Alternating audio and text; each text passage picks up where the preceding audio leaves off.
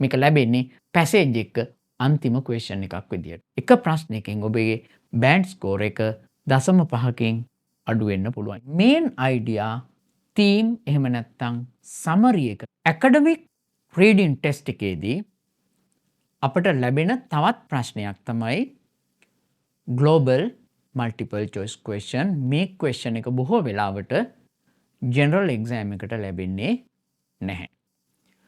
හැබැයි මතක තියාගන්න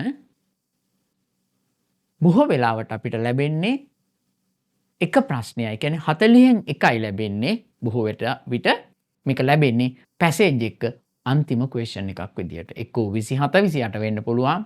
එහෙම නැත්නම් 13 12 13 හෝ 14 වෙන්න පුළුවන්. එහෙම නැත්නම් අනිවාර්යයෙන්ම 40 වෙනි ප්‍රශ්නේ. හැබැයි මතක තියාගන්න ඒ වගේම තමයි එක ප්‍රශ්නයක් ඩිසයිසිව් ෆැක්ටර් එකක් වෙන්න පුළුවන්. එක ප්‍රශ්නයකදී එක ප්‍රශ්නයකින් ඔබේ බෑන්ඩ් ස්කෝර් එක 0.5කින් අඩු වෙන්න පුළුවන්. එම නිසා අපිට කිසිම ප්‍රශ්නයක් අපිට අතාරින්න බෑ. ඒ කියන්නේ මේ ග්ලෝබල් මල්ටිපල් චොයිස් ක්වෙස්චන් එකක් වගේ අතාරින්න බෑ. හේතුව මේ ග්ලෝබල් මල්ටිපල් චොයිස් ක්වෙස්චන් එකට එනකොට අපි සියලුම පැසේජ් එකේ සියලුම ඕන තැන් කියවලා තියෙන. මේ නිසා ඒක වරද්දා ගන්න එපා. මේක ලේසි ප්‍රශ්නයක්. හොඳයි.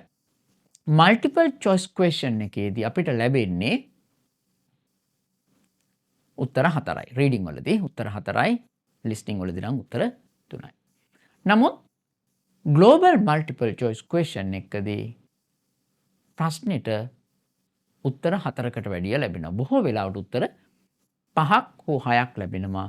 ඔබට ඒකෙන් නිවැරදි එක තෝරන්න තියෙන්නේ. හොඳයි. බේසිකලි ඔබ කළ යුත්තේ මොකද්ද? ඔබ කළ යුත්තේ මේන් අයිඩියා තීම් එහෙම නැත්නම් සමරි එක තමයි ඔබ තෝරන්න වෙන්නේ. එතකොට මෙහිදී ඔබ තෝරන්න වෙන්නේ ඇත්තටම එක සෙන්ටන්ස් එකකින් කියන යුනිවර්සල් සෙට් එකක්.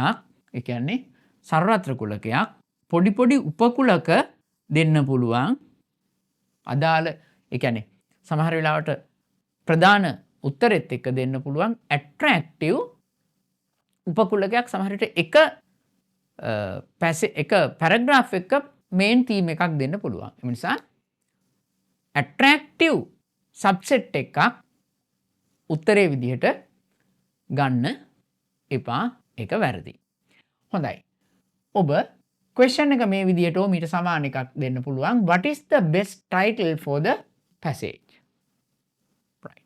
ඒ වගේම මතක තියාගන්න global MCQ question එකක් තියෙනවා නම් global multiple choice question තියෙනවා නම් ඒ passage එකේ title එකක් නැහැ. ඒ කියන්නේ title එකක් නැත්නම් ඔබ හොඳට මතක තියාගන්න passage එකේ බොහෝ වෙලාවට global multiple choice question එකක් තියෙනවා. හොඳයි. එතකොට ඔබ කළ යුත්තේ underline the keywords. keywords underline කරන හැටි දන්නවා. මොකද keywords වලින් තමයි question එක උත්තරේ ඇත්තටම අපි decide කරන්න ඕනේ නැත්තේ. read the topic sentences and paragraph conclusion. ඒ කියන්නේ අපි හිතමු paragraph 4ක් තියෙනවා නැත්නම් 5ක් තියෙනවා කියලා. මේ පහේම topic sentence එක සහ paragraph conclusion එක කියවන්න. නැත්නම් ඔබ කියවලා තියෙන්නේ අන්තිම ප්‍රශ්නෙට එනකොට. නමුත් මම වෙනම දුන්නේ.